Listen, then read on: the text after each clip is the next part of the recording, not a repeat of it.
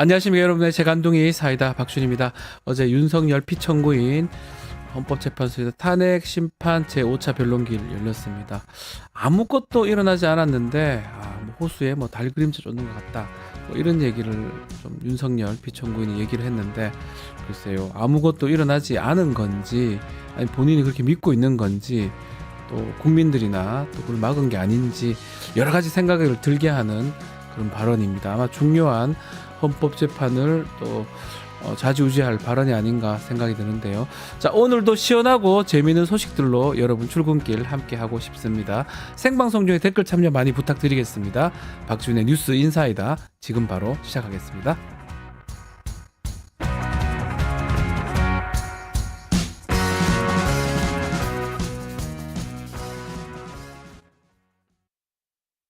유튜브 구독하고 실시간 채팅과 댓글을 남기시면 매일매일 7,000TTCO를 드립니다. 참여 방법은 통통물 어플을 다운로드하고 회원가입과 로그인을 해주세요. 마이페이지에서 나의 회원 고유 번호를 복사해주세요.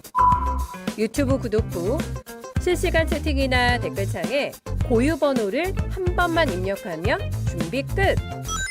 지금 유튜브 채팅과 댓글 쓰기 참여하고 7,000TTCO 받아가세요. 바쁜 아침, 오늘 꼭 알아야 할 뉴스들 엄선해서 정리해드리겠습니다. 듣기만 해도 이해할 수 없는 뉴스픽, 오늘도 뉴스토마토의 전현주 기자와 함께하겠습니다. 안녕하십니까? 네, 안녕하세요. 자, 어제 윤석열 탄핵 심판 5차 변론기일 헌법재판소에 진행이 됐었는데, 일단은 가장 눈에 띄었던 게 자신의 생각을 밝혔어요. 네. 실제로 아무 일이 일어나지 않았다, 이렇게 발언을 했네요. 네, 발언이 참 놀라울 따름이었는데요. 관련해서 자세한 이야기 이어가기 전에 네. 어제 변론기의 주요 포인트 담은 저희 뉴스 토마토 영상 보고 이야기 이어가도록 하겠습니다.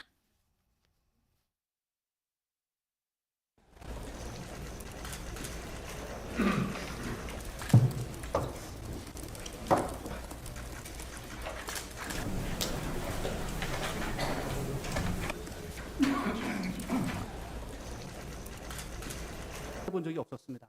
그래서 내가 직접 가겠다고 먼저 가겠다고 말했던 거고,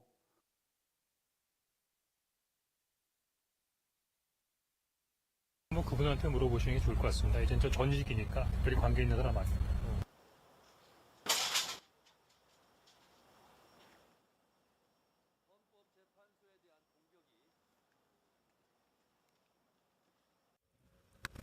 각오하고 나선 길 아닙니까?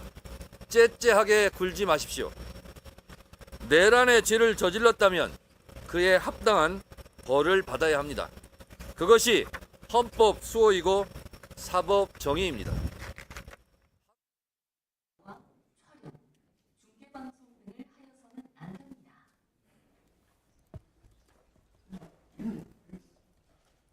실제 아무런 일도 일어나지 않았는데 뭐 지시를 했니, 지시를 받았니, 뭐 이런 얘기들이 마치 어떤 호수 위에 떠 있는 무슨 달그림자 같은 거를 쫓아가는 그런 느낌을 좀 많이 받았고요.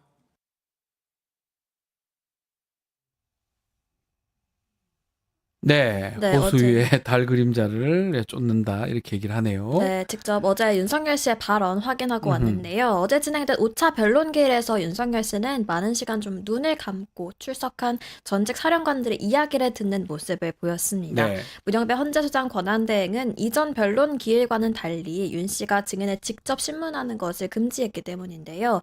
이진우 전 수방사령관 증인 신문 이후에 발언 기회를 얻은 윤 씨는 기다렸다는 듯이 발언에 나섰습니다. 윤 씨는 이번 사건을 보면 아무런 일도 일어나지 않았는데 지시를 했느니 말았느니 이런 얘기들이 마치 호수 위에 떠있는 달 그림자 같은 걸 쫓아가는 느낌을 받았다, 이렇게 말했습니다. 이미 공소장에 1,500명의 군 병력이 국회에 출동했다는 내용이 적혔고, 또 전 국민이 생방송으로 계엄 과정을 봤는데 이 과정이 허상과 같다, 이렇게 주장한 건데요.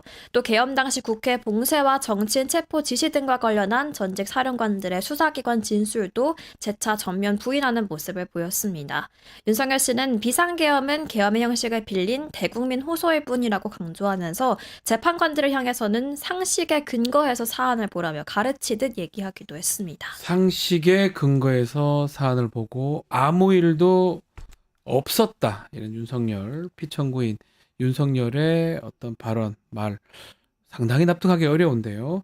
자, 근데 여기에 더해서 구속 취소를 좀 해달라 이렇게 법원에 요청을 했다면서요. 네, 그렇습니다. 윤석열 씨 측은 서울중앙지법에 구속을 취소해달라고 청구했습니다. 네. 이 보증금이나 보증인을 세울 테니까 자신을 풀어달라고 요청하는 보석과는 다른 개념인데요.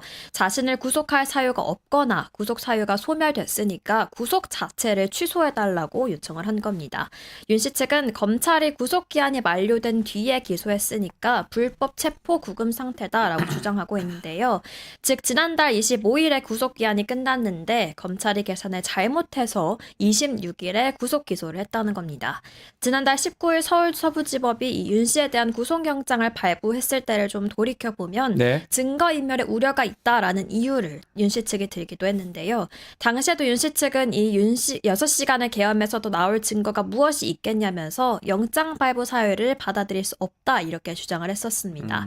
이번 구속 취소 역시 그 연장선으로 보이는데 이 계속해서 윤 씨 측은 법원의 결정이 있을 때마다 온갖 법 기술을 약용하고 있는 것으로 보입니다. 네. 제가 변호사님한테 좀 여쭤보고 네네. 싶은 게 있는데요. 저는 보석은 들어봤어도 이 구속 취소는 좀 낯설 개념으로 다가왔는데 실제 재판에서도 많이 일어나는 일인가요? 뭐 법적 제도기 때문에 청구를 할 수 있긴 하지만 하는 경우는 드뭅니다. 구속이 원천적으로 잘못됐거나 아니면 지금 구속할 수 있는 어떤 그런 이유가 완벽하게 됐을 때 그런 경우 이제 취소를 요청하는 경우가 있긴 한데 받아들여지는 경우는 거의 없고요.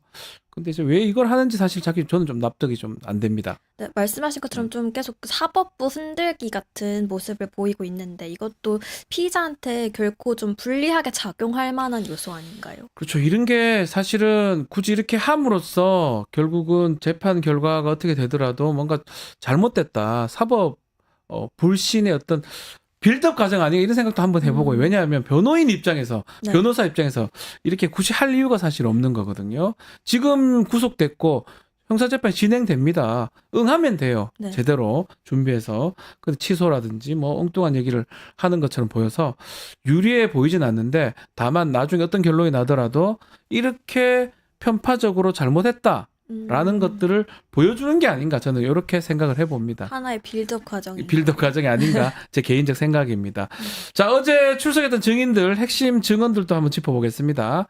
가장 주목을 우리가 했던 사람이 마지막 증인으로 출석한 홍장원 제1차장인데 결국 윤석열 앞에 있는데도 네. 거기서 체포 지시 받았지 않느냐라고 진술을 했네요. 네, 홍장원 전 차장은 증언대에서도 비상계엄 당시에 윤석열 씨가 당시 비화폰으로 2번 전화를 했고 네. 전화를 받았더니 싹 다 잡아들여라고 지시했다면서 구체적으로 다시 한번 진술했습니다. 이어서 지난번 국회에서 했던 말과 동일하게 이 여인영 전 방첩사령관의 통화를 통해서 이 체포해야 할 인원 14명에서 16명 정도가 됐고 이 체포 명단을 들으면서 뭔가 잘못됐다고 생각했다고 덧붙이기도 했는데요. 또 여전 사령관과의 통화에서 방첩사 체포조가 나가 있고 위치 추적이 되지 않아서 국정원에 도움을 요청했다는 취지로 발언하기도 했습니다. 네. 또 앞서 윤 씨 측은 체포 지시에 대해서 이 간첩을 잡아들이라고 지시했던 거다라고 말하기도 했는데 홍 전 차장은 간첩 이야기는 나온 적이 없다라면서 정면 반박하는 모습도 보였습니다. 자, 특히 홍 전 차장이 여인영하고 이제 전화를 하면서 받아 적었던 일명 그 체포조 명단 우리가 받지 않겠습니까? 네. 이게 논란이 되기도 했는데 정영식 재판관이 요거 선뜻 의문 좀 이해가 안 된다라고 의문을 제기를 했어요. 네, 여태까지의 홍 전 차장의 진술에 따르면 네. 홍 전 차장은 이 윤석열 씨와의 통화에서는 목적어가 없어서 누굴 잡아들이라는 건지 몰랐다가 여인영 전 사령관의 통화로 알게 됐다라고 했습니다. 네. 이 정현식 헌법재판관은 국정원이 체포 권한이 없는데 홍 전 차장이 메모에 검거 요청이라고 적은 걸 지적을 했는데요. 또 체포 지시가 말도 안 된다고 생각하면서도 그 명단을 자세히 적은 것은 선뜻 이해가 되지 그러니까요. 않는다. 이렇게 말하기도 했습니다. 음흠. 여 전 사령관은 정보를 민감하게 보존하는 사람인데 쉽게 그걸 이야기했을까에 대한 의구심을 드러낸 건데요.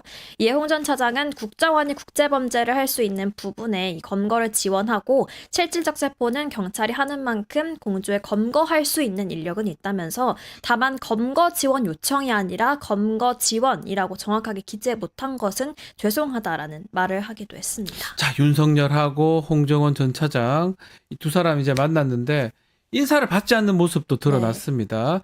홍정원 전 차장이 진술할 때 윤석열의 반응 어땠습니까? 네, 말씀하신 것처럼 홍 전 차장은 윤석열 씨에게 허리 숙여 인사를 했지만 윤 씨는 이내 고개를 돌리는 모습을 보였습니다. 네. 윤 씨는 앞서 말씀드린 이 정영식 재판관과 홍 전 차장의 이 공방을 듣다가 발언권을 얻어서 직접 진술을 나섰는데요. 윤 씨는 국정원은 수사권이 없고 검거는커녕 위치 추적을 할 수 없다면서 방첩사령관이 이를 모를 리 없고 홍 전 차장의 체포조 메모는 말이 안 된다고 보고 있다라고 말했습니다. 네. 그러면서 계엄 당일 홍 전 차장에게 전화해서 했던 얘기는 계엄과 상관이 없고 간첩 업무와 관련해서 국정원은 정보가 많으니까 이걸 토대로 방첩사를 지원하라고 말한 것뿐이다 이렇게 말했습니다. 자, 그리고 계엄 당시에 정치인 체포 지시한 혐의를 받고 있는 여인영 전 방첩사령관 어제 출석해서 증언했는데 특정 명단에 대한 위치 파악 요청 사실 인정했지만 네. 체포 조약 등 그 핵심 사실에 대해서는 대부분 증언 거부를 했습니다. 네, 여인현 전 방첩사령관은 계엄 당일에 네. 조지호 경찰청장과 통화한 사실은 인정을 했습니다. 그러면서 조 청장에게 경찰 인력 지원 요청과 함께 이 특정 명단에 대한 위치 파악을 요청했다고 말했는데요. 네. 하지만 체포조 관련한 질문에 대해서는 형사 재판에서 따져봐야 한다면서 답변을 회피했습니다. 네. 또한 여 전 사령관은 김용현 전 장관 지시로 국회와 선관위의 병력을 출동시킨 사실도 인정했지만 그 이유에 대해서는 답변을 회피하는 모습을 보였는데요.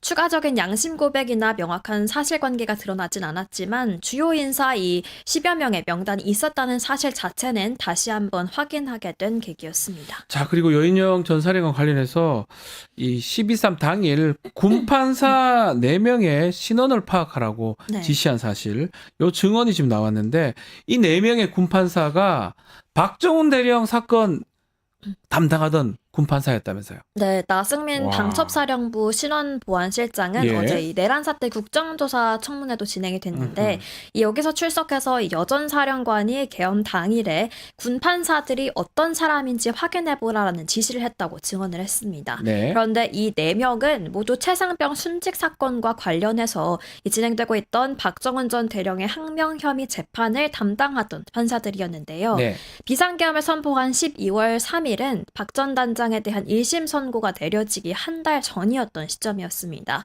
이게 만약에 계엄이 계속해서 이어졌더라면 군사법원은 민간 재판까지 담당할 수 있었던 것으로 최상병 사건의 결과도 달라질 수 있었던 상황이었던 건데요. 네. 여 전 사령관은 자신이 군판사 사인에 대한 성향 파악을 지시했다라는 사실은 인정을 했습니다. 다만 그 시기가 이 박 전 대령 재판과 관련이 있다는 사실은 인정하지 않았는데요. 여 전 사령관은 아마 당시 계엄 군사법원 설치 문제와 관련해서 그 부분이 궁금해서 물어봤던 것 같다라면서 기억이 불분명하다. 또 한 번 이 형사재판에서 이 부분을 따지겠다 이렇게 말했습니다. 그러니까 드러나는 하나하나 사실들이 정말 참혹합니다. 군판사 알아서 그 군판사를 뭐 잡으려고 했는지 그렇게 인식이 되지 않겠습니까? 그 이재명 대표 선고했던 판사에 대해서 했던 것처럼 이 관련된 군판사도 그렇게 했는 게 아닌가 이렇게 되는 부분인데요. 앞으로 형사재판이나 또 탄핵 심판 재판을 통해서 밝혀질 것 같은데요. 자, 오늘도 많은 분들 오셨습니다. 역시 배동호님, 열무님도 오셨고요. 왕자님은 뉴토의 자랑 전현주 기자님 반갑습니다. 이렇게 변호사님께서 말씀해 주셔서 이렇게 된 것 같습니다. 말씀 주셨고요. 곽삼철님 또 해피님 오셨는데 다들 그런 내용을 말씀을 하시네요. 어제 탄핵 심판 아마 눈여겨봤던 것 같은데 네. 특히 부하한테 인생을 망친 부하들한테 일말의 죄책감도 없는 거 아니냐. 정말 납득하기 어렵다. 이 정도 되면 좀 얘기를 하고 해야 되는데 끝까지 딴 얘기하는 거 아니냐. 반성이 없다. 뭐 이렇게 얘기를 하고 있습니다. 댓글 참여 많이 감사드리고요. 자, 이진우 전 수방사령관 검찰 조사에서는 증언을 했는데 어제 탄핵 심판에 나와서는 답변 대부분 거부했던 것 같아요. 네, 가장 답답했던 부분이 네. 아마 이진우 전 수방사령관의 진술이었던 것 같은데요. 이진우 전 수방사령관은 윤 씨가 이 4명이 1명씩 들쳐업고 나오라고 해라. 네. 또 총을 쏴서라도 문을 부수고 끌어내라 라고 지시했다고 진술한 인물입니다. 국회 측은 검찰에서 진술한 이 조서를 직접 보여주면서 진술한 내용을 어제 재확인하려고 했는데요. 이 전 사령관은 대부분 답변을 거부했습니다. 본인이 했던 말에 대해서도 음흠. 답변하지 않겠다라고 한 건데요. 이미 공소장에도 적혀 있고 검찰이 이전 사령관과 또 부하들의 통화 녹취를 비롯해서 부하들의 진술이 이미 이 부분을 뒷받침하고 있는데도 기억이 나지 않는다면서 스스로 진술을 피해갔습니다. 네. 이전 사령관이 인정한 건 개헌 당시 윤석열 씨와 통화한 사실에 대해서는 맞다라고 인정을 했는데요. 그러면서 검찰총장을 지낸 대통령의 계엄에 이 위법이라고 생각할 여지가 없었다면서 이 적법한 짓을 이행한 거다라고 주장을 했습니다. 네. 자신의 형사재판을 이유로 불리한 증언은 좀 피하고 유리한 것만 답을 한 것으로 보이는데요. 이전 사령관은 이 전략은 이 윤석열 씨와의 연관성은 조금 최대한 선을 그어가면서 앞으로 있을 재판에 대해서 형량을 좀 줄여보려는 것 아니냐 이런 해석이 나오고 있습니다. 그래요. 뭐 사실 형사 재판에 있기 때문에 다른 어떤 탄핵 심판이나 증인으로 나가서 증언 거부할 수 있는 뭐 법적인 권리는 있겠지만 이렇게 하는 게 사실 뭐 본인한테 유리할 수 있는지도 저는 좀 의문이고요. 특히 윤석열한테 유리하지 않습니다. 피청구인 윤석열한테 이렇게 얘기하면서 결국은 형사 재판 자료를 또 탄핵 심판에서 쓸 수 있는 거거든요. 네. 그러니까 어차피 거기서 진술한 거나 여기서 쓸 수 있는데 굳이 여기서 얘기하지 않았다? 그만큼 윤석열 같이 만나서 대화하는 게 아니면 답변하는 게 부담을 느끼고 있는 거 아니냐 이렇게 해석이 되기 때문에 이런 이게 태도도 다 다 보죠. 반영이 되는 재판관들이 보는 게 지금 사실은 다 봤잖아요. TV로. 거죠. 네. 하는 거 다 봤고 국회 증언 다 봤고 검찰 공소장 다 봤고 거의 다 봤습니다. 네. 그 본 것을 확인하는 과정이거든요. 혹시나 잘못된 부분이나 변명할 거 있으면 하라는 건데 아무 일도 없었는데 뭐 달 그림자 호수 뭐 이런 얘기를 해버리면 재판관들이 과연 어떤 생각을 하게 될지 글쎄요. 저는 조금 납득하기 어렵습니다. 알겠습니다. 또 계속 지금 탄핵 심판이 이제 진행이 되니까 계속적으로 나오면 저희가 또 전달해 드리도록 하겠습니다. 자, 오늘 전현주 기자와 뉴스픽 함께 했습니다. 감사합니다. 네, 고맙습니다. 자, 이어서 수 잃는 남자로 돌아오겠습니다.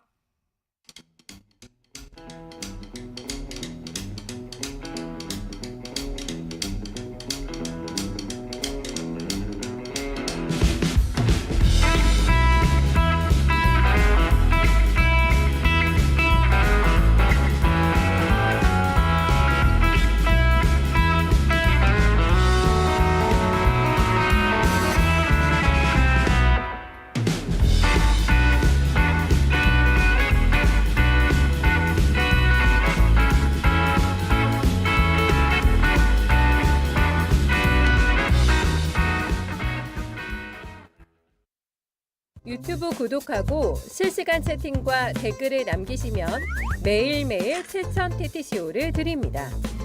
참여 방법은 통통물 어플을 다운로드하고 회원가입과 로그인을 해주세요. 마이페이지에서 나의 회원 고유 번호를 복사해주세요. 유튜브 구독 후 실시간 채팅이나 댓글창에 고유 번호를 한 번만 입력하면 준비 끝! 지금 유튜브 채팅과 댓글 쓰기 참여하고 7,000TTCO 받아가세요. 자, 수요일 남자 최진봉 교수와 함께했습니다. 교수님 안녕하십니까? 네, 안녕하십니까? 자, 이번 한 주 동안 어떤 이슈, 또 어떤 주제가 우리 교수님을 가장 화나게 하셨을까요? 윤석열이지 뭘 어떤 이슈에 윤석열. 반말하실 것 같아서 깜짝 놀랐습니다. 네. 윤석열 씨, 나 진짜 어제도 황당해가지고. 네. 아니 나와서 하는 소리가 무슨 뭐 상식적인 말을 해야 이해를 하죠. 네. 법원을 무시하고 헌재를 흔들고. 그다음에 어제도 나와가지고 그 이진우 사령관한테 압박한 저는 압박이라고 느꼈거든요. 압박이라고 회유. 예. 뭐 무슨 장군 자랑스러운 장군인가 어쩌고 저쩌고 이러면서 예. 뭐 하는 짓입니까 대체 창피해 죽겠어요. 무슨 뭐 어디에 떠 있는 달? 호수에 떠 있는 달 그림자. 달 그림자도요. 달이 있어야 그림자가 생기는 거예요. 그러니까요. 실체가 있어야. 네. 실체가 없다는 게 말이 됩니까? 아니 떠 있는 달 그림자도 달이 있으니까 뜨는 거 아닙니까? 근데 뭔 실체가 없대. 화가 짜증나네. 많이 처음부터 나셨네요. 짜증이 나네 그냥. 아 근데 저는 그 지금 답변하는 태도나 네. 저 정도면 굳이 안 나오는 게 나을 것 그러니까 같다는 왜 생각도 나오는 거야? 들더라고요. 왜 예. 화가 많이 나오지 마. 네. 그래서 헌재에서 다음부터는 신문을 직접 못하게 한다잖아요. 아주 잘한 결정이에요. 그거는 듣기도 사실은 싫어요, 진짜. 원래 같으면 네. 형사 재판도 그렇고 또 형사 재판을 또 탄핵 심판에서는 준용을 합니다. 네. 그러다 보니까 헌법재판에서도 마찬가지로 음.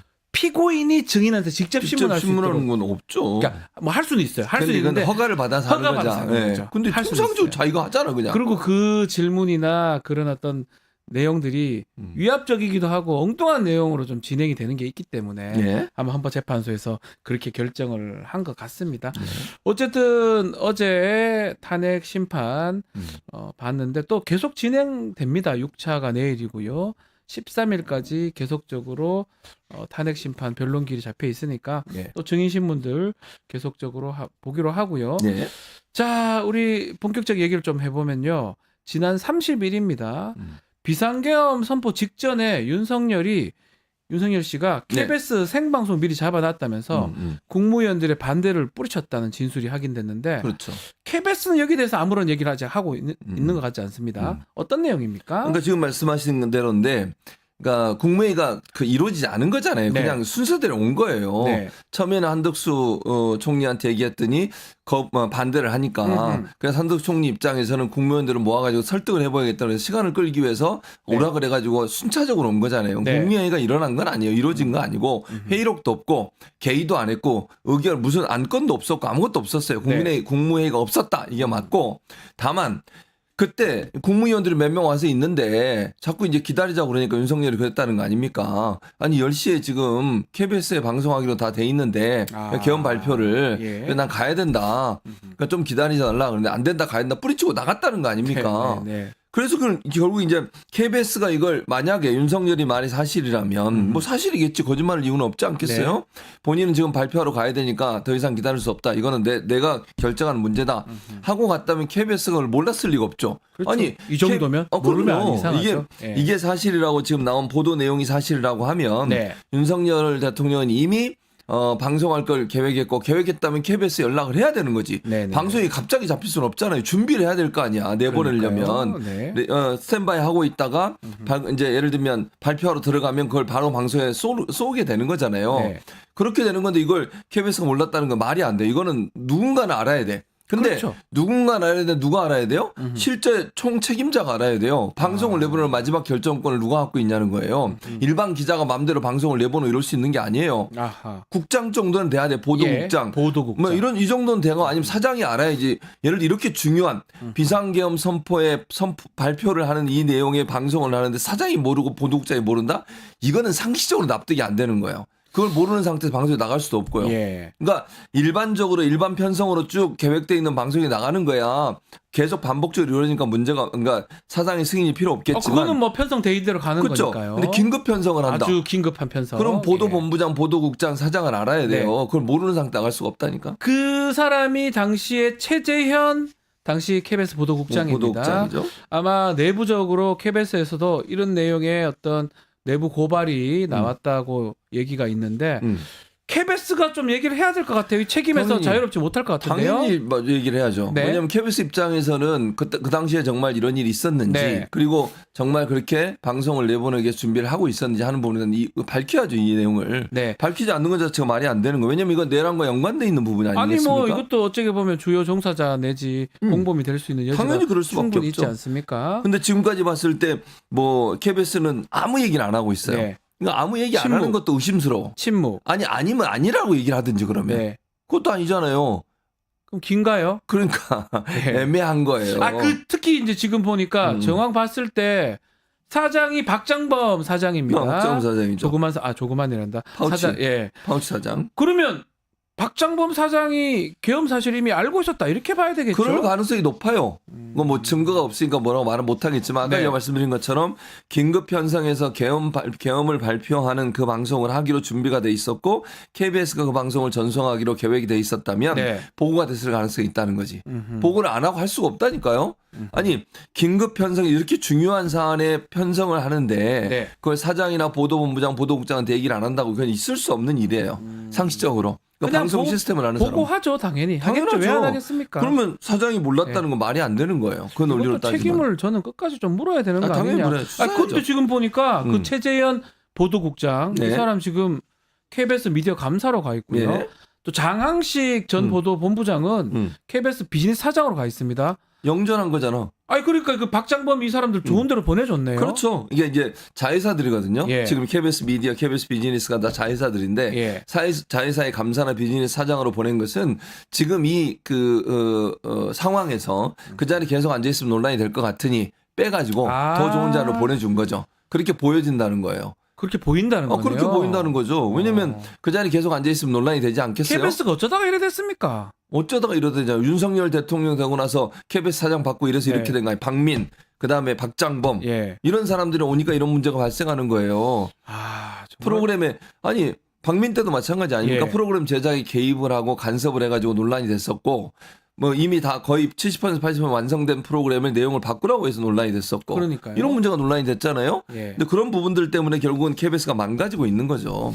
KBS 대한 이야기 조금 하나 더 짚어봐야 되는데 사사건건이라고 프로가 있습니다. 제가 예전에. 다니다가 잘렸죠. 예, 저도 가끔 나갔던 것 같은데 사사건건 KBS 프로그램 진행자가 윤석열 측이 주장하는 부정선거론 여기에 힘을 싣는 발언을 했습니다. 어떤 내용입니까? 어떤 내용이냐면 송영성 앵커인데요.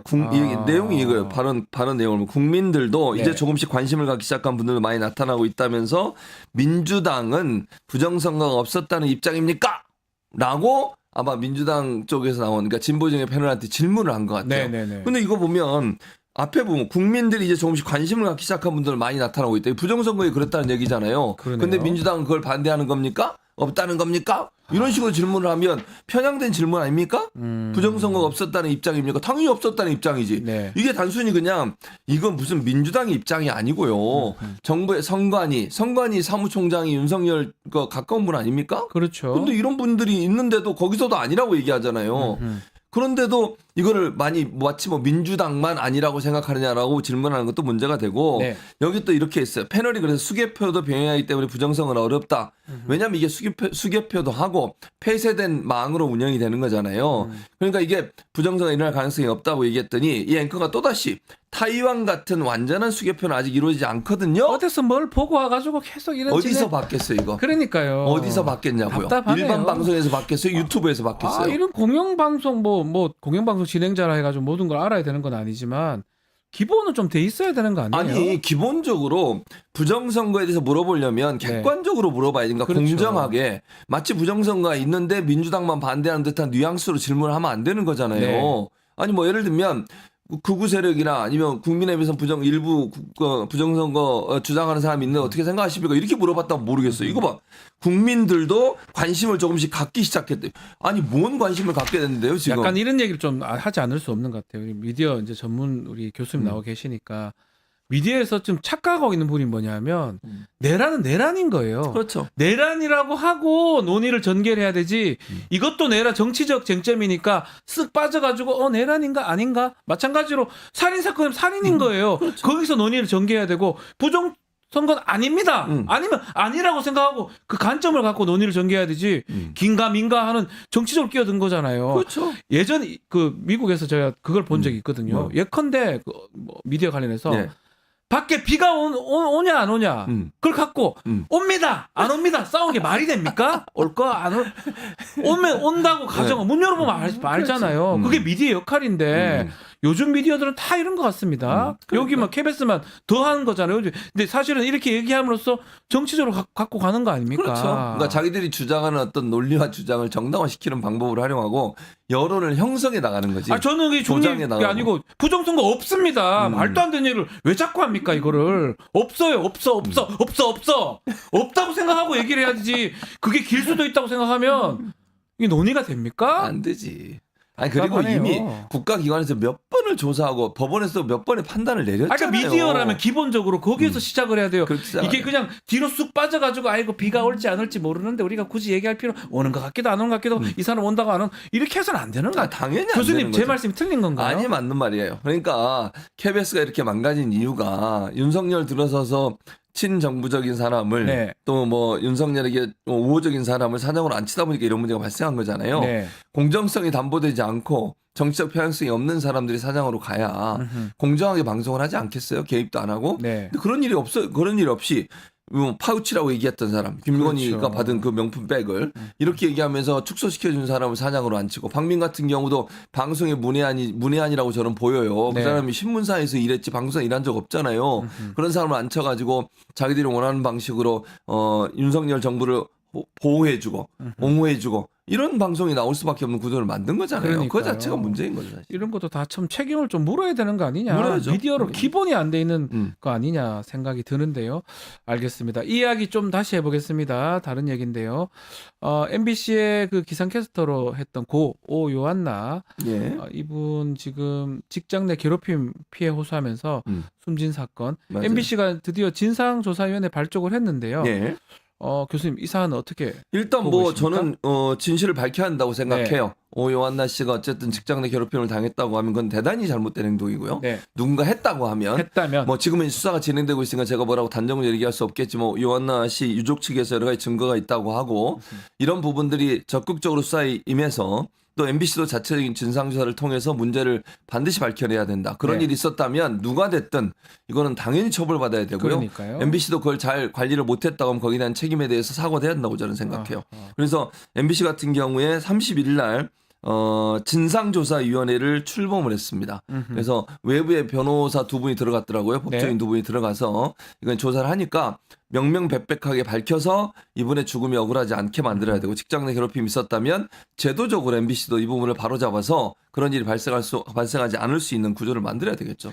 MBC가 이거 보도 JTBC 딴 데는 보도를 했는데 예. MBC는 보도를 하지 않더라고요. 네, 맞아요. 또 그리고 좀 첫 번째 입장문이 조금 셌습니다. 그러니까요. 우리가 뭐 그런 직장 내 괴롭힘 신고 받지도 않았는데 우리가 조사를 해야 되냐 이런 식으로 좀 얘기를 하는 지금은 하긴 하는데 네. 이 MBC 태도는 어떻게 보십니까? 그러니까 저는 그것도 좀 더 전향적으로 접근해서 얘기했어야 된다고 생각해요.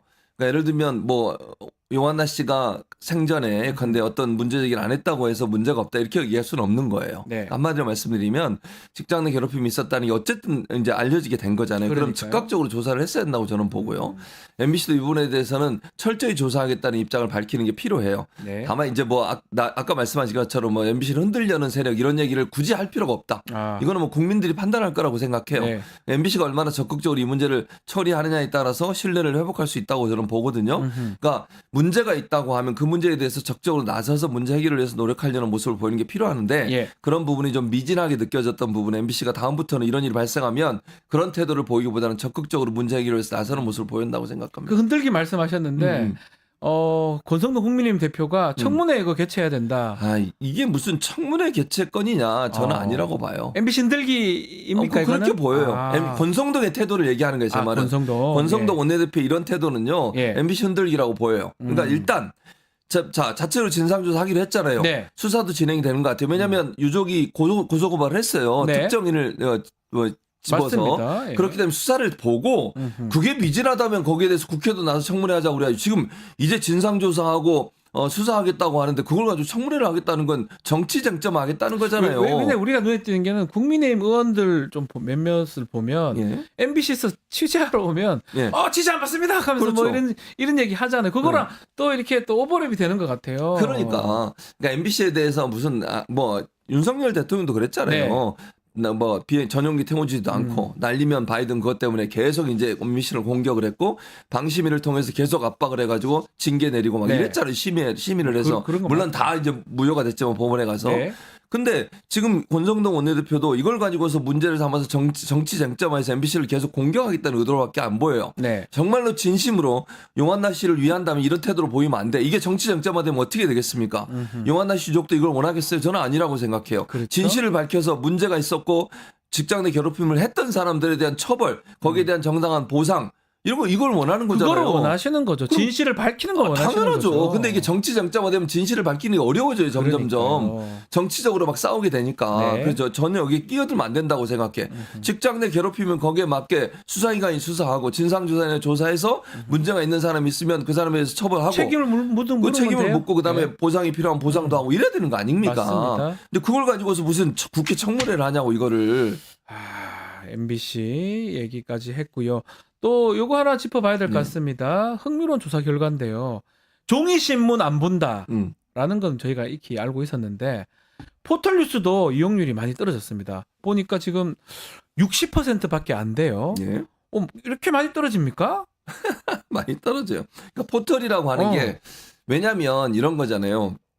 최근에 SNS를 활용한 여러 가지 네. 뉴스 퍼나르기라고 그래야 될까요? 아. 공유가 많아졌어요. 예. 그러니까 뉴스를 접할 수 있는 여러 자료들이 있는데 그중에 하나가 유튜브도 마찬가지 개념이잖아요. 그러니까요. 지금 이런 뉴스토마토에서 하는 이런 방송들도 결국은 네. 뉴스를 전달하는 매체가 되는 거잖아요. 그렇죠. 결국. 예. 그러니까 일반 언론사들이 운영하는 유튜브 방송이나 아니면 방송 채널이 인터넷 기반의 방송 채널이 더 많은 뉴스를 정보를 제공하는 기회가 되니까 포털 예전에 이제 소위 네이버나 다음처럼 포털 뉴스를 통해서 뉴스를 많이 봤잖아요. 거의 뭐 90% 받지 근데 않나요? 요즘은 많이 포털보다는 줄었어요. 예. 유튜브나 아니면 자기가 원하는 언론사에서 운영하는 유튜브 방송을 보는 경우들이 많아요. 맞아요. 그렇기 예. 때문에 분산이 되는 거죠. 한마디로 얘기하면. 분산이라고 보면 되네요. 그렇게 봐야 돼요. 그러니까 어. 예전에 계속 포털을 봤던 분들은 거기에 익숙해 있을 수 있지만 젊은 세대일수록 동영상이 더 익숙하거든요. 네.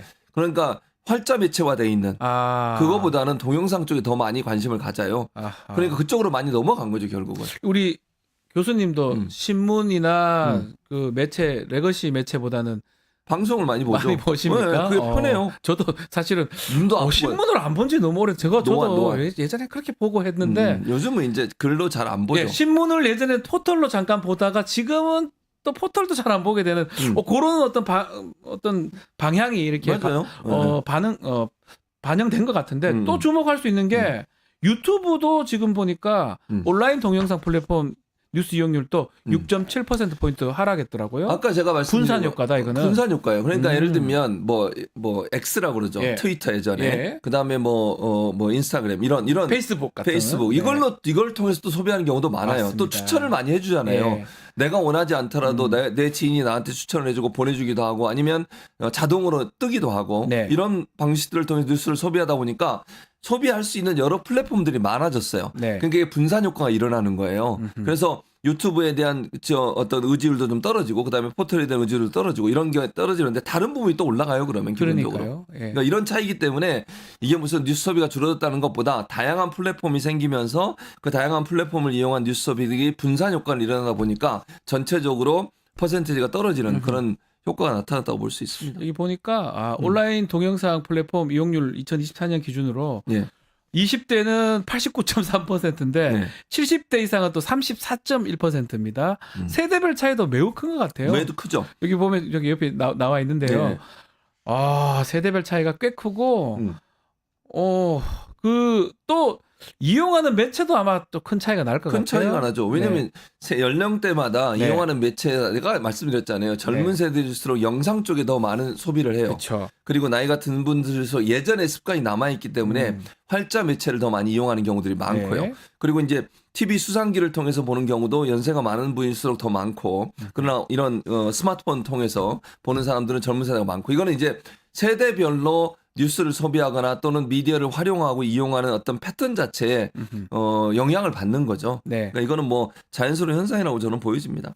언론 공정성에 대한 어떤 부정적 인식은 아직까지 있는 것 같은데요. 저희 지난 시간에 다뤘던 스카이 데일리 네, 스카이 매체 데일리 문제. 아마 기억을 할 건데 이게 2017년에 뉴스 제휴평가위원회 여기서 통과된 매체였어요.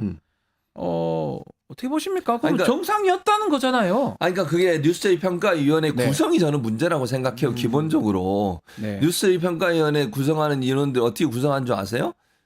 추천 단위가 있어요. 추천 단위. 네. 그러니까 뉴스제휴 평가위원회는 네이버에서 운영하는 건데 네. 그 위원들을 추천할 때 추천하는 단위들이 어디냐면 다 이익 단체들이야.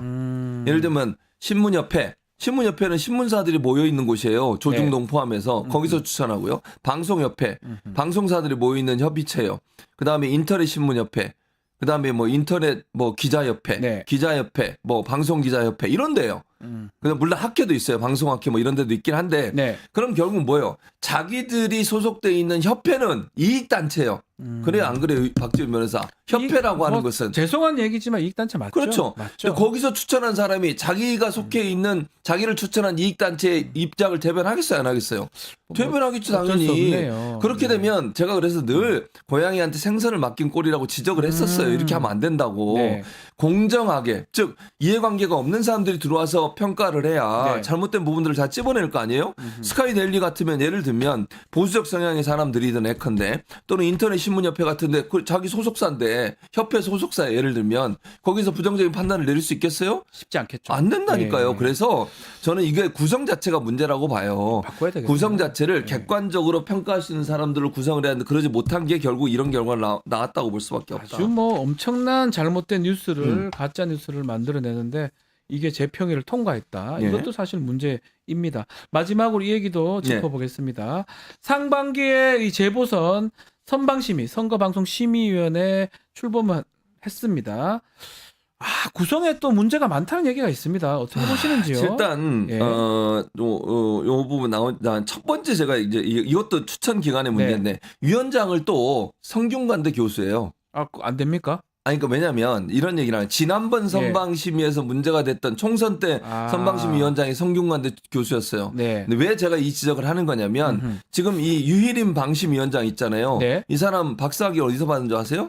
성균관대입니까? 네, 혹시? 맞아요. 성균관대요. 그리고 지난번 선방심위원장은 자기 지도 교수였어요. 자기 논문 지도 교수. 예, 그때는 그것도 좀 논란이 됐었죠. 근데 또 예. 이분은 뭐 심사를 했는지 안 했는지 모르겠지만 성균관대 교수가 또 됐어요. 네. 그것도 이상하잖아요. 일부러라도 피해야 되는 거 아니에요?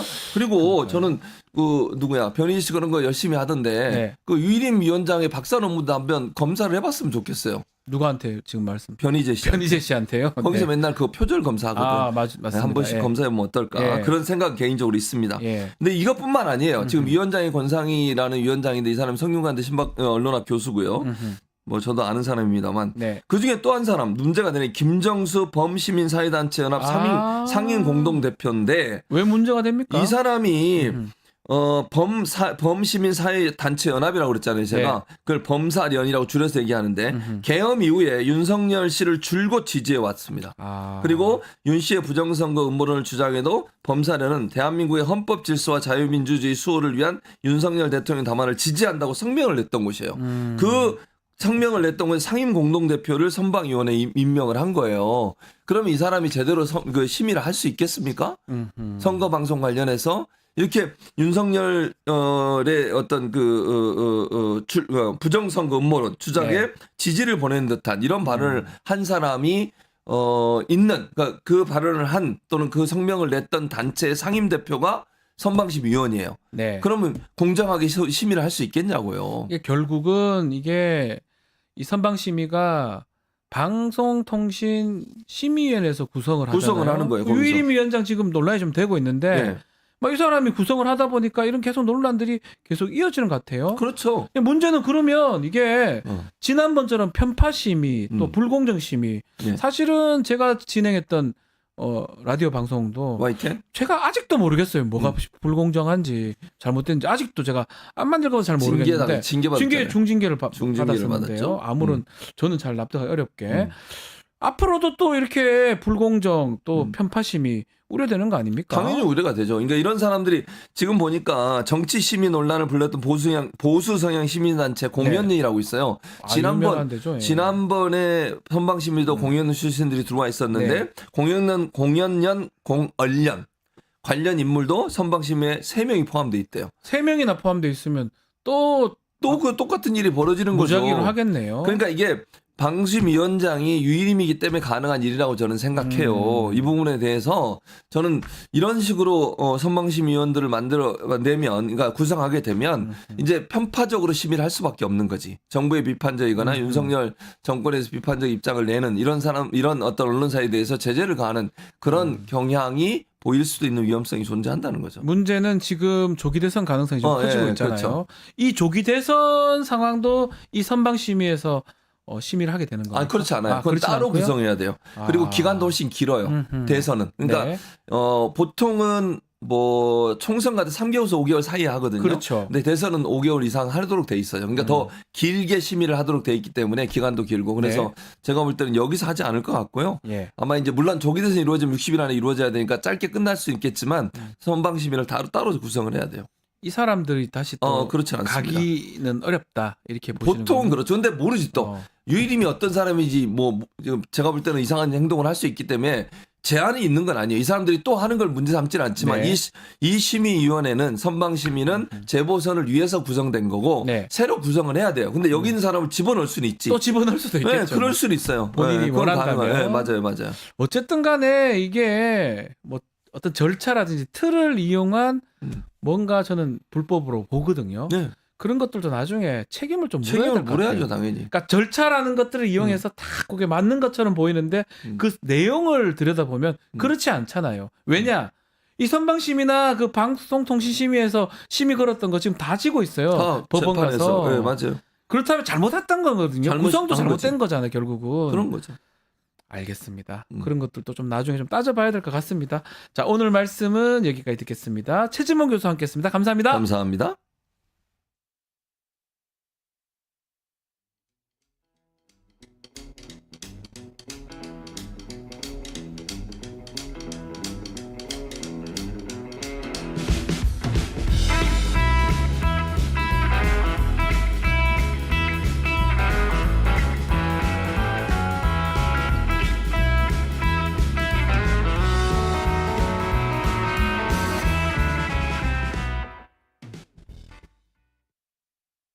믿을 수 있다. 더 착한 보험.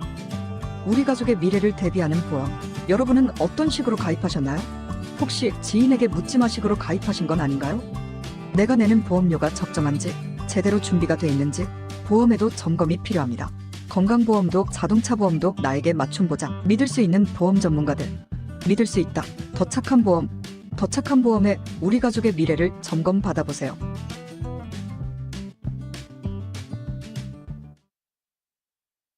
한 주간의 뜨거웠던 이슈를 짚어보는 이슈 화합 시간입니다. 김철근 개혁신당 사무총장, 장윤미 전 민주당 법률위 부위원장 함께하겠습니다. 두 분 안녕하십니까? 네, 안녕하십니까. 자, 탄핵 심판 5차 변론 어제 진행이 됐습니다. 이진우 전 사령관, 여인영 전 방첩사령관, 홍장원 전 차장 증인으로 출석을 했습니다.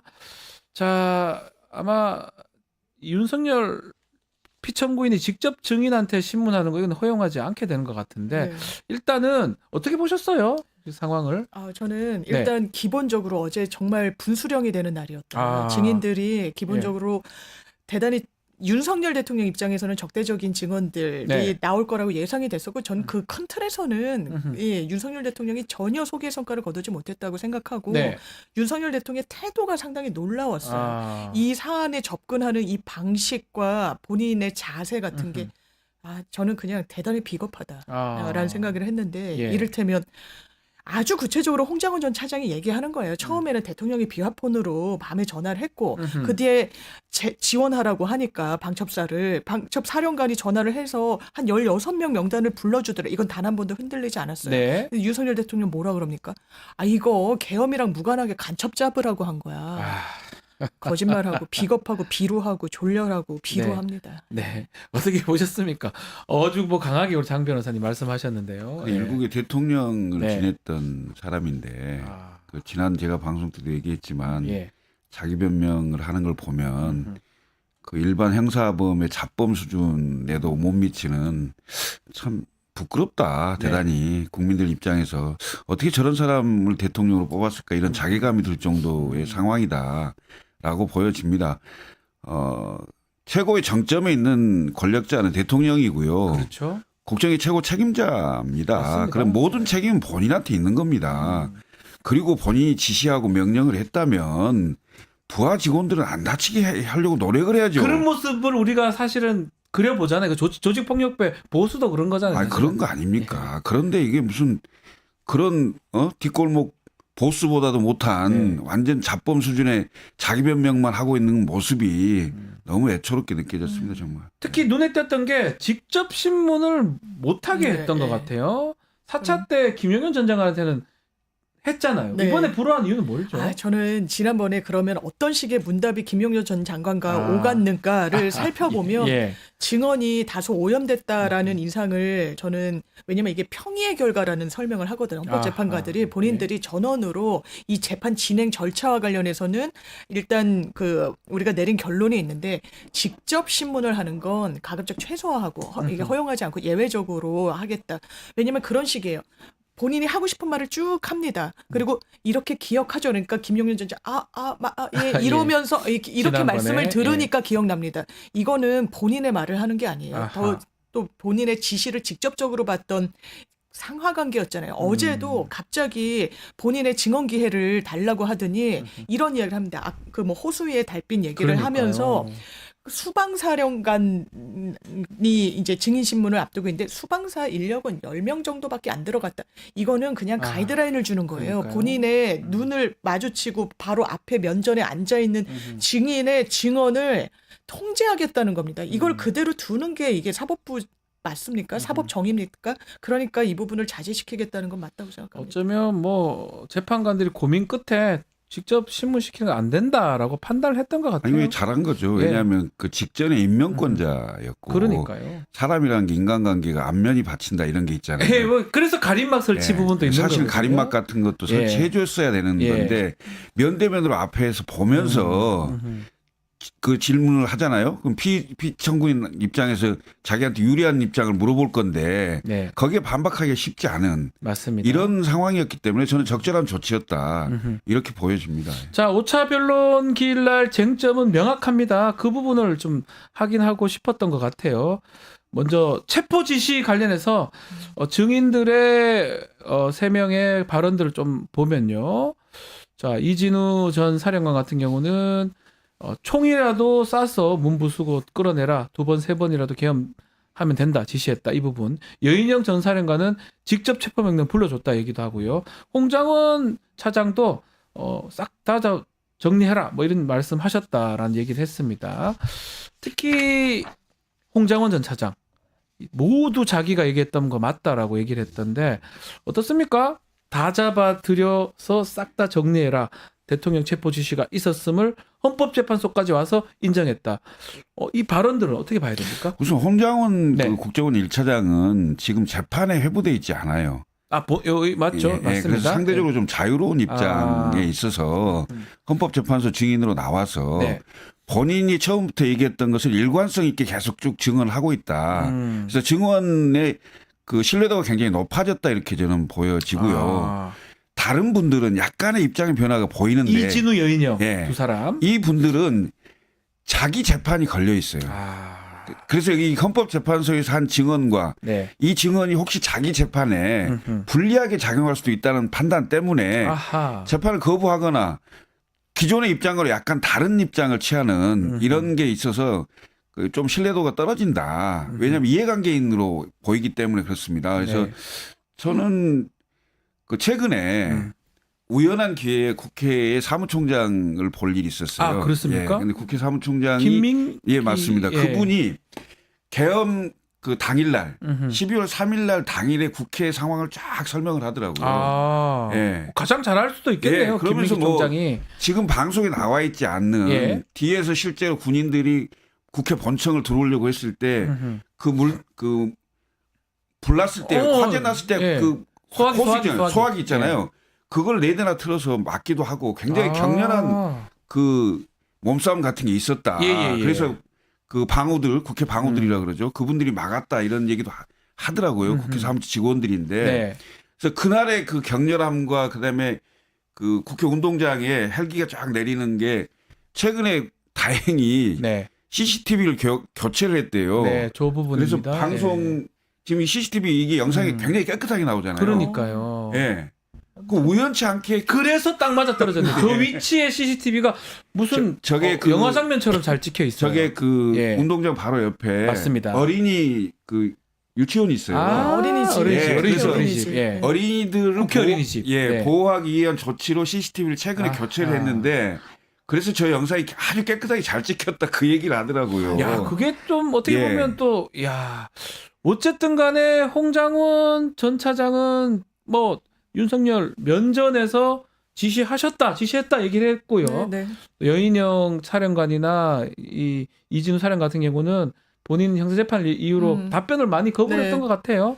그런데 네. 유의미한 증언들이 나왔습니다. 그렇죠? 그럼에도 네. 불구하고 이진우 전 수방사령관 같은 경우에는 윤석열 대통령의 공소장에 이진우 사령관 어떤 사실로 표현이 돼 있느냐. 총을 쏴서라도 문을 부수고 들어가 끌어내라 네. 라고 했어요. 그런 사실 있습니까? 라고 물어요. 그건 답변할 수 없다라고 이야기를 합니다. 헌법재판관도 유사한 취지의 질문을 네. 다시 할 때 예. 답변이 제한된다고 해요. 예. 답변할 수 없다와 그런 사실이 자체가 없다는 천지 차이인 답변할 거예요. 수 없다라는 예. 거. 왜냐하면 예. 체포 관련해서는 예. 그런 사실이 없다라고 하는데 체포는 여인영 반격사령관의 주 업무였던 것 같고 수방사령관은 다소 거리가 있었던 것 같아서 네. 그러면 그 부분은 그냥 상식선에서 봤을 때 그리 했을 거라고 추정이 되죠. 그런 워딩이 있을 거라고. 왜냐하면 본인이 가정적으로 이렇게까지 답을 합니다. 그런 사실이 있었다면 네. 저는 적극적으로 따르지 않았을 겁니다. 전체적인 맥락을 보면 그런 지시가 있었는데 실제로 막 의원들을 끌어내진 않았으니까요. 이걸 불복종하거나 적극적인 이행을 하지 않았다는 게 사실관계에 부합해요. 그리고 여인영 전 사령관은 어떻게 이야기합니까? 답변하지 않겠다고 계속하다가 계속해서 왜냐하면 잡아들이라고 하는 거와 관련해서 구체적 명단을 읊었다는 게 바로 본인이거든요. 이 부분과 관련해서 조지호 경찰청장에게 위치 추적 등과 관련한 요청을 했다라는 것까지 이해를 합니다. 네. 이 각각의 퍼즐들, 저는 이 사람들이 증언을 거부하는 걸 비판하고 싶지 않아요. 아하. 당연한 장식의 본인의 방어권이에요. 권리니까. 예, 예. 그런데 나오는 이 단초들을 맞춰보면 이건 한 명을 향하는 거예요. 윤석열 대통령. 거기에 정말 쐐기와 마침표를 찍은 건 어떤 혐의로도 지금 수사받고 있지 않은 홍장원. 그래서 비교적 진술이 자유로울 수밖에 없는 홍장원 차장의 매우 구체적이고 일관적인 진술. 그러니까요. 그런데 이제 그 예. 제가 국회 사무총장 얘기를 또 말씀 김미기 좀 총장의 해드리자면 국회가 비상사태가 생겼을 때 국회의장이 네. 군 그 출동을 요청할 수 있답니다. 아, 예. 그러면 국회로 들어오는 프로세스가 따로 있대요. 예. 그래서 지금 운동장을 통해서 이렇게 들어오는 건 아니라는 거죠. 이것도 중요한 네. 증거로 쓸 수 있겠네요. 김민기 그렇습니다. 사무총장. 그 프로세스가 따로 있는데 그리고 그래서 국회가 요청한 게 아닌 게 된 거고요. 그다음에 국회에 들어올 때 707 부대하고 공수부대가 네. 시차를 두고 들어왔다는 맞습니다. 거예요. 그리고 국회 본청에 들어왔다는 것은 기본적으로 국회 본회의를 무산시키려고 하는 의도를 갖고 있는 거죠. 그렇죠. 그렇게 봐야 되겠죠. 최초로 국회 본청에 들어온 무슨 거예요. 질서유지 경비유지하기 위해서 지금까지 계엄이 여러 번 있었지만 네. 국회 본청을 들어온 적은 없어요. 국회를 봉쇄하긴 했어도. 네. 예. 저게 매우 중요한 증거예요. 네, 지금 다 그렇습니다. 찍혀 있고요. 국회 본청에 군인들이 가장 707 특임대가 지금 돌아와 있다는 거죠. 보이잖아요. 뭐 저걸 갖고 예. 우리가 어떻게 얘기를 하겠습니까? 이 또 하나 눈에 띄었던 게 홍장원 전 차장 그 반대 신문하면서 뭐 술 먹었냐 전화 받을 때 뭐 이런 질문 메모 작성 지시 받은 적 없다고 진술했지 않냐 뭐 이런 등등 얘기를 이게 하더라고요. 어떤 연장선상에서 읽히냐면요. 네. 제가 홍장원 전 차장의 입장은 비교적 명료했죠. 정보위에 이 지난해 나올 때부터 본인은 이 부분에 대해서 잘못된 계엄이라는 인식이 분명했어요. 그러니까 국민의힘과 그 주변에서 어떤 공격이 있느냐. 네. 개인적으로 굉장히 문제가 있는 사람이란 취지로 메신저 공격을 강도 높게 시작을 하더라고요. 네.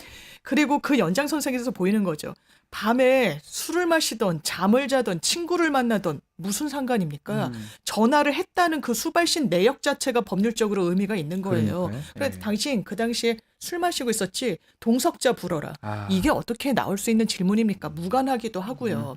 만약에 술자리여서 술에 많이 취해서 이걸 제대로 인식할 수 없다는 걸 인지하고 싶었으면 그걸 드러내고 싶었으면 뭐 주량이나 이런 걸 물으면 되는데 지금 보니까 대단히 명료하게 기억하고 있거든요. 대통령의 워딩 하나하나를. 예. 그러니까 너 그 자리에 누구랑 있었어? 너 혹시 부적절한 술자리 아니야? 이런 식으로 공격을 하려고 하는 걸 이게 도움이 될까요? 윤석열 대통령한테 대리인단에 이게 법리적으로 이 맞는 접근 방식이라고 생각해서 이런 질문을 던지는 거지. 완전히 이 소송은요.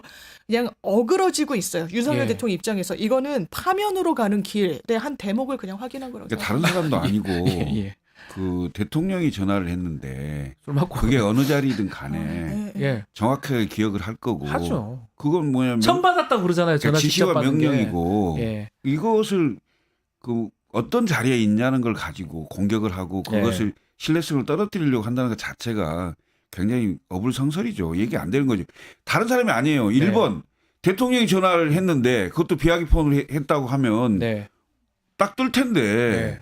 술이 뭐 술자리가 그건 중요하지 얘기가, 않아요. 얘기가 안 되는 거죠. 다 기억을 하고 당연히 이거는 뭐 그러니까 보면 어떤 소송 전략적으로 봤을 때 이게 누가 짜고 있는지 몰라도 장 변호사 어떻게 보셨습니까? 저는 좀 의뢰인은 그냥 파멸로 몰고 간다는 느낌도 많이 들고요. 왜냐하면 거의 대리인단이 많은데 정말 어떻게 보면 이런 표현 그렇지만 우스꽝스러운 변론을 펴고 있는 거예요.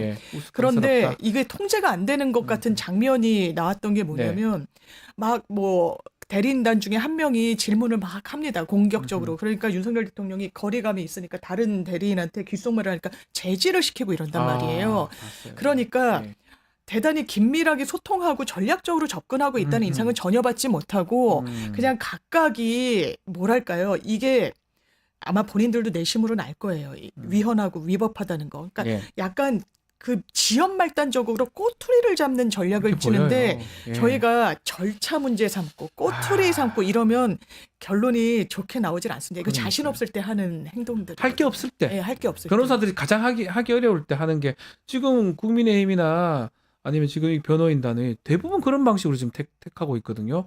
핵심을 얘기를 해야 되거든요. 그 절차 부분도 아주 강력한 절차 어떤 위법이라든지 이런 걸 찾아내야 되는데 지연 말단적인 느낌이 많이 들긴 합니다. 그게요. 그러니까 12월 3일 계엄을 선포하고 국회가 봉쇄되고 수많은 언론과 그다음에 유튜버와 전부 영상이 남아 있어요. 다 남아 있습니다. 심지어는 국회 그 새로 설치한 CCTV에 그 말씀하신 것처럼 깨끗한 영상으로 화면이 아주 깨끗하지 화질이 않습니다. 너무 좋습니다. 그게 다 증거로 남아 있어요. 그다음에 더군다나 그 총을 들고 707 부대하고 공수부대가 국회 본관에 진입하는 장면들이 유리창 깨고 이게 다 나와 있어요. 이런 증거들을 어떻게 할 겁니까? 뭐 어떡할 겁니까? 그러니까요. 다른 대안이 없는 거예요. 더군다나 더군다나 이제 여러 사람들한테 지시하고 명령을 했던 거 아닙니까? 그럼 다 그게 증언이 나오고 있고 그러니까요. 모든 책임은 대통령으로 가 있고요. 그럼 내란 수계라고 다 얘기를 하잖아요. 그리고 그걸 증거로 해서 국회가 탄핵을 했고 그다음에 헌법재판소에 가 있는데 큰 틀에서 이걸 부정할 수 있는 방법이 없을 겁니다. 그러면 결국은 그 변호인들이 변호를 하면서 이걸 증언하고 있는 사람의 어떤 예를 들면 그 메신저의 신뢰성을 문제 삼거나 절차를 문제 삼거나 뭐 약간의 말이 변경됐을 때 그걸 말꼬리 잡거나 뭐 이런 식의 어떤 그 외에는 방법이 큰 없다. 흐름을 어떻게 바꿀 방법이 없을 겁니다. 내가 보기에는. 그 이진우 전 사령관 얘기도 좀 해보면 거의 답변을 거의 다 많이 거부를 했어요. 헌법재판관들이 아마 좀 답답해서 그런지 이런 얘기 했던 것 같아요. 정의 재판관이 기억나는 대로 얘기를 해라. 이건 문제 없다. 이거는 뭐 진술 거부권 부분 아니다. 또 김영두 재판관 같은 경우는 김용년 전 장관의 지시에 따른 행위이기 때문에 또 그 사람이 기소가 됐는데 억울하지 않냐 이런 등등의 얘기했는데 증인을 향해서 재판관들이 했던 이런 어떤 발언 이례적인 거입니까? 어떻게 봐야 됩니까? 그렇죠. 보통 그러니까 증언해도 된다. 본인의 재판이 아무리 있다고 하더라도 진실을 이야기한다면 그거는 처벌받거나 불이익하게 작용하지 않는다. 그러니까 이 자리에서 왜냐하면 보통의 어떤 절차에서는 증인한테 증언 거부권을 뭐 행사할 수 있는 것도 사실 법정으로 정해져 있는 거고 그러니까 증언을 최소화할 때 매우 적극적으로 개입하지는 않는 게 뭐 통상이긴 하지만 이건 대통령에 대한 파면이에요. 대한민국의 선출된 최고 권력에 대해서 파면을 할지 업무에 복귀시킬지와 관련해서 직접 비화폰으로 연락을 받았다고 공소장에도 적시돼 있고 아마 본인도 같은 취지로 진술을 한 걸로 검찰 보입니다. 진술을 그렇게 한 것 같아요. 왜냐하면 이 진정 성립을 위해서 이 국회 소추인단이 검찰 조서를 계속 제시하거든요. 이때 보여주고. 이렇게 얘기했죠. 그런데 그 부분 본인이 한 말도 확인을 못 지켜준다는 건 이건 대단히 이건 말도 되지 않는 거예요. 누군가 군인 정신도 이야기하시던데 이건 군인 정신도 아니고요. 본인의 뭐 방어권 행사 차원에서 인정은 됩니다만 그렇게 좋은 전략인지도 사실 뭐 모르겠습니다. 왜냐하면 형사 절차에서 무죄를 다투는데 어떤 전략으로 다투고 있냐면요. 이진우 전 수방사령관은 나 이거 한 거 다 맞다. 근데 나 몰랐다. 법률 전문가인 검찰총장씩이나 한 네. 이 대통령이 하라고 하는데 내가 그 당시에 불법인지 아닌지 어떻게 하냐. 나 계엄인 거는 YTN 보고 알았다 설거지하면서. 네. 나중에 가라고 해서 국회 매뉴얼에 따른 방어 상황에서 그 국회를 방어하는 건 줄 알고 갔다. 그 정도 전략을 쓰고 있거든요. 그러면 정확하게 얘기를 해야죠. 윤석열 씨가 뭘 지시했는지. 얘기하는 게 본인한테 유리할 것 같은데요. 아마도 지금까지는 저렇게 얘기하지만 형사재판이나 또 거기 가서는 달리 얘기할 가능성이 있는데 요 답변 이후에 윤석열 피청구인 답변이 그겁니다. 실제로 아무런 일도 일어나지 않았는데 지시를 했니 받았니 그러면서 와 이게 무슨 식구 같아요. 호수 위에 빠진 달 그림자를 쫓아가는 느낌을 받았다라고 이렇게 얘기를 했던 부분. 사무총장 김철 사무총장 어떻게 보셨습니까? 윤석열 아마 이 내용이 저는 좀 본인의 지금 정말 믿고서 얘기하는 것 같다는 생각 들기도 하고. 윤석열 검사였을 때 네. 호수에 있던 달 그림자마저도 잡으려고 얼마나 했을까요? 예. 예. 본인의 경험이 있기 때문에 네. 이런 말을 하는 것 같은데 제가 봤을 때는 이건 정말 허황된 본인 망상 같아요. 사실은. 예. 그러니까 계엄 무엇도 없었다고 다 얘기하는데 그럼 네. 국회는 군인들이 왜 왔으며 국회 본청에 최초로 군인들이 총을 들고 들어와서 본회의를 막으려고 했던 건 뭐며 그 영상은 다 남아있고 그리고 국회 전체를 경찰에 둘러싸고 그러니까요. 국회의원들이 못 들어가게 하는 상황은 또 뭐였으며 선관위에 군인들이 왜 갔으며 네. 예? 예. 이건 완전히 대통령으로서 정상적인 국정 운영을 하는 상태에서 내린 판단이라기보다는 눈에 보이지 않는 적을 상정하고 네. 망상 속에서 판단한 거 아닙니까? 지금도 제가 보기에는 저 발언이 뭐 달 그림자 이건 본인은 망상이죠 사실은. 예? 검사 시절에 예. 검사 시절에 내가 봤을 때는 더 철저하게 수사했을걸요. 네. 본인이라면 자기 검사라면 아니 박근혜 대통령 국정농단 사건 때 그러니까요. 수사단장으로서 최순실 씨하고 박근혜 대통령을 경제 공동체라는 단어를 만들어낸 거 아닙니까? 그러니까요. 예? 예. 그건 뭡니까 도대체?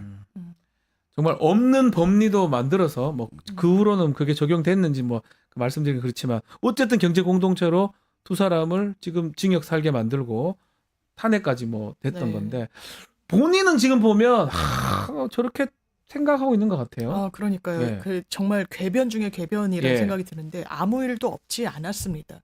일단 결과론적으로 이 계엄은 실패하게 됐죠. 즉각적으로 해제 결의가 됐고 시민들이 막아서면서 또 이 계엄군들도 일종의 태업을 하면서 성공을 하지 못했어요. 네. 이건 시민들의 힘이었지 윤석열 대통령이 의도했던 게 아닙니다.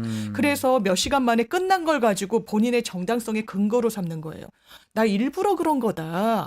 최소 병력 투입한 거다. 아니요. 증거와 진술은 거기에 반하게 이야기하고 그러니까요. 있습니다. 저는 윤석열 대통령 본인은 그러면 어떻게 수사했냐. 제가 김철근 선배님 말씀 주시는 거에 대단히 네. 공감이 됐던 게 예. 사람은 본인의 인식하에 어떤 틀거리 내에서 이야기를 하기 마련인데 신정아 씨가 과거에 윤석열 검사한테 유명하죠. 수사를 받을 때 너무 두려워서 오줌을 오줌 쌌다는 쌌다는 얘기를 얘기가 해요. 있죠. 예. 막 책상을 치면서 겁박했다는 너 하나 내가 못 집어넣을 줄 아냐 네. 라고 했다는 거예요.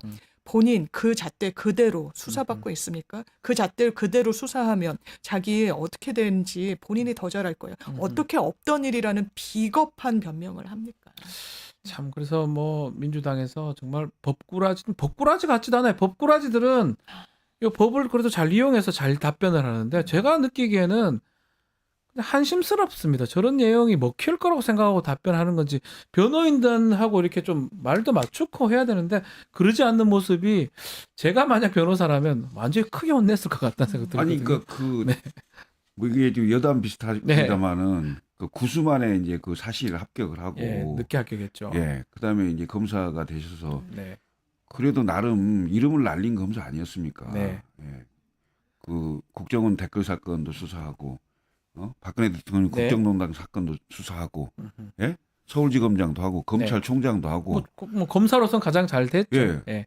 엄청나게 그 수사 경험도 많고 할 건데 그리고 명색이 일국의 대통령을 어찌됐건 2년 7개월 정도 했어요. 예.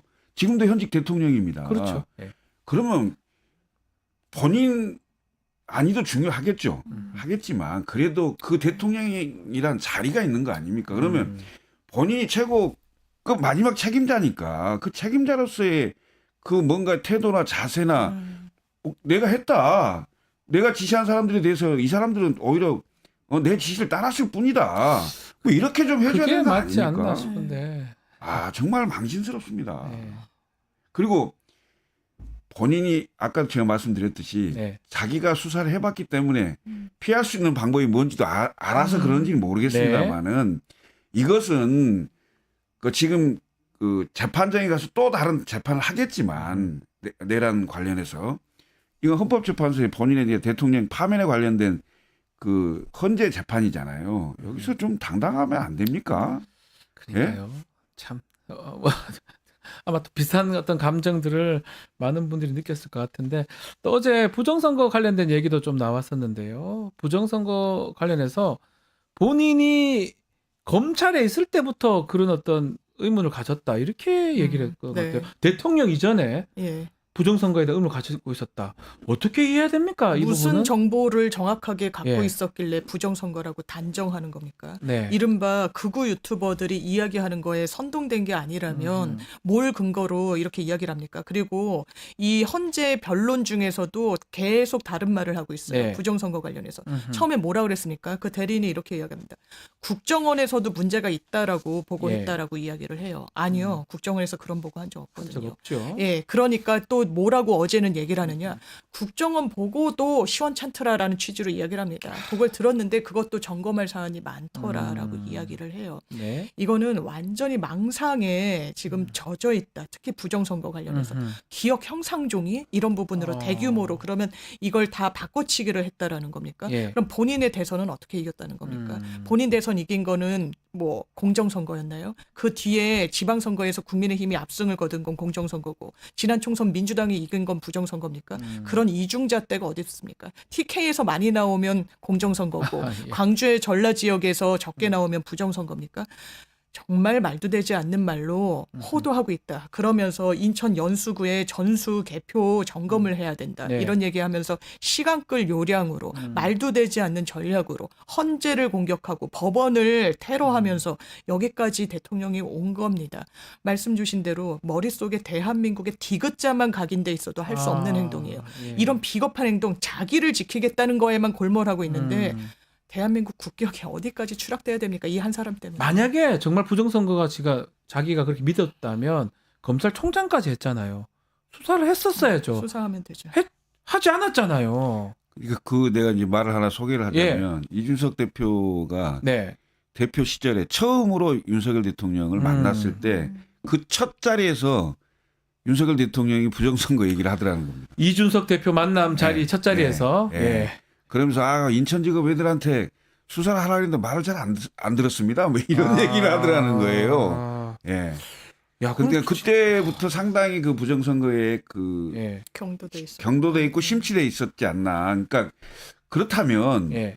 이미 그 민경욱 전 의원이죠. 네. 의원이 제기해서 그게 대법원 판결까지 다 났어요. 예. 그러면 사법부의 판결을 존중하지 않는, 믿지 않는 그 망상 같은 걸 가지고 있었던 게 아닌가 이런 생각이 드는데 다 나왔어요. 모든 증거가 다 반박됐어요. 부정선거는 없는 겁니다. 없어요. 없어. 근데 이 문제를 가지고 아직도 그거에서 깨어나지 못하는 상황이라면 대단히 심각하죠. 그리고 또 이걸 부정선거 몰이를 합니다, 지금. 네. 몰이를 하고 그 세력을 주축으로 해서 본인이 정당하다는 얘기를 업으려고 하는 네. 이런 태도 대단히 문제가 많습니다. 그리고 이거 되지가 않은 일입니다. 이것도 지금 국민의힘도 지금 의원들 중에 일부 또 이런 입장을 좀 내야 되는 거 아닙니까? 이거 계속 이렇게 하는 게 맞습니까? 부정선거 관련해서? 국민의힘은 네. 앞으로 선거 치르기 어려울 겁니다. 지금 이런 스탠스를 가면요. 중도 유권자층이 국민의힘을 보수정당이라고 평가할 거예요. 아니요. 극우정당입니다. 극우정당이다. 어떻게 그런 이야기를 합니까? 이를테면 헌재에서 뭐 다른 이슈입니다만 마은혁 재판관 임명과 관련한 권한쟁의 심판 안 따라도 된다라고 이야기합니다. 그 어떻게 말을 어떻게 합니까? 보수 정당의 예. 지도부가 안 따라도 된다라고 하나요? 보수 일간지에서는 헌법 불합치도 국회에서 후속 입법 안 하니까 괜찮아. 아니요. 헌법 불합치는요. 기간이 지나면 그 법이 없어지는 거예요. 그렇죠. 어떻게 그렇게 강력한 효력을 가졌는데 안 해도 된다고 이걸 비유적으로 끌어다 쓰면서 이런 궤변을 늘어놓습니까? 이게 우리나라 보수의 실체였구나. 보수라는 가면을 쓰고 사실 극우적인 정신 상태를 갖고 있었구나. 이 계엄으로 우리 사회에 여러 민낯이 드러나는데 특히 적나라하게 드러난 민낯이 저는 국민의힘과 그 국민의힘. 정치인이라고 생각합니다. 부정선거 얘기도 그렇고 그 사법부 폭동, 그 서부지법 국민의힘에서 입장이 정확하게 안 나오는 것 같습니다. 선을 긋지 않는다면 예. 그 국힘은 정상적인 정당으로 선거에서 승리하기는 어려울 겁니다. 지금 거의 부정선거 세력, 극우 세력, 예. 아스팔트 세력, 그다음에 서부지법 폭동 세력 뭐 비슷하잖아요. 이런 분들이 거의 혼재돼 있는 네. 상태에서 그러니까 완전히 오른쪽으로 가 있는 이 세력에 얹혀가는 상황이 된다면 국민의힘은 선거 승리는 기대할 수 없는 아, 그런 그걸 우리 정치에 오래 계셨으니까 모릅니까? 왜 저럽니까? 그 국민의힘의 주도 세력이 예. 주도 세력이 오른쪽에 많이 가 있는 분들의 주도 세력이 하고 있기 때문에 아하. 거기에 반발하는 젊은 세력도 일부 있긴 합니다만 네. 당내 주도권이나 힘을 쓰는 그 여론 형성층이나 이런 게 약하죠. 아, 그래도 미래를 생각하고 당을 생각하면 저렇게 하면 안 될 거라고 네. 한 명 한 명은 생각할 것 같기도 한데. 왜냐면 당을 생각하는 것 같지 않거든요. 본인들 자기만 자기만 생각하는 것 생각합니까? 같거든요. 그 아스팔트 우파에 소구해야 된다. 왜냐하면 학습 효과가 있었던 것 같아요. 박근혜 전 대통령 탄핵 국면에 뭐 바른미래당이다 보수 개혁의 기치를 걸었지만 다 실패한 실험으로 끝났거든요. 우리는 아주 조금이라도 강성, 우리를 끝까지 놓지 않을 지지층을 보고 가는 정치가 내 정치 인생에 도움이 된다라는 판단을 내린 것 같은데 그거 궁극적으로 장기적으로 맞습니까? 아니요. 아닙니다. 네. 국민들이 제가 이런 말씀 멍청하지 않습니다. 다 보고 있습니다. 정말 하나에서 10까지 다 보고 있으니까요. 다 기억이 1년 만에 잊어버리지 않습니다. 그렇게 말이 됩니까? 마지막으로 그 6일날 6차 변론에는 곽종근 전 특전사 사령관 나오는데 좀 답변을 거부할까요? 아니면 또 얘기를 좀 할까요? 어떻게 보십니까? 이분도 지금 재판에 회부돼 있는. 네. 근데 국회 특조에 나와서는 많은 말씀을 하시는 것 같긴 하던데요. 근데 그 이제 국조에 나와 있는 기조는 저는 유지할 거라고 보고요. 아하, 예. 특별히 본인한테 그 불리하지 않는 상황이라면 어찌됐건 재판도 일관성이 있어야 되거든요. 그러니까요. 그 일관성을 지키지 않을까 생각이 됩니다만은 일단 보시죠. 지켜보기로 하죠. 6차 6일 내일 진행될 변론기일 지켜보기로 하고요. 자, 오늘 이슈합은 여기서 마무리를 해야 될 것 같습니다. 김철근, 장윤미 두 분 감사합니다. 고맙습니다. 감사합니다. 뉴스토마토 구독자 이벤트 하나 마치기 전에 소개해드리겠습니다. 뉴스토마토 연중기획 다시 민주주의 두 번째 이야기 여러분 초대하겠습니다. 이번 행사에는 김부겸 전 국무총리와 함께 대한민국 민주주의의 현주소를 짚고 해법을 찾아보고자 합니다. 참여 방법 지금 화면에 나가는 메일이나 휴대전화로 성명, 연락처, 소속, 직함 남겨주시기 바랍니다. 궁금한 점 있으면 질문도 함께 해주시면 좋을 것 같습니다. 선착순 50분 모시겠습니다. 내일 방송 소개해드리면요. 김용남 의원과 함께하는 용가라사대, 또 김필성 신유진 변호사의 이슈합, 또 쇼미더 민심 준비되어 있습니다. 많은 시청 부탁드리고요. 이어서 2부 뉴스 인사 프라임 진행이 되니까요. 조금만 기다리십시오.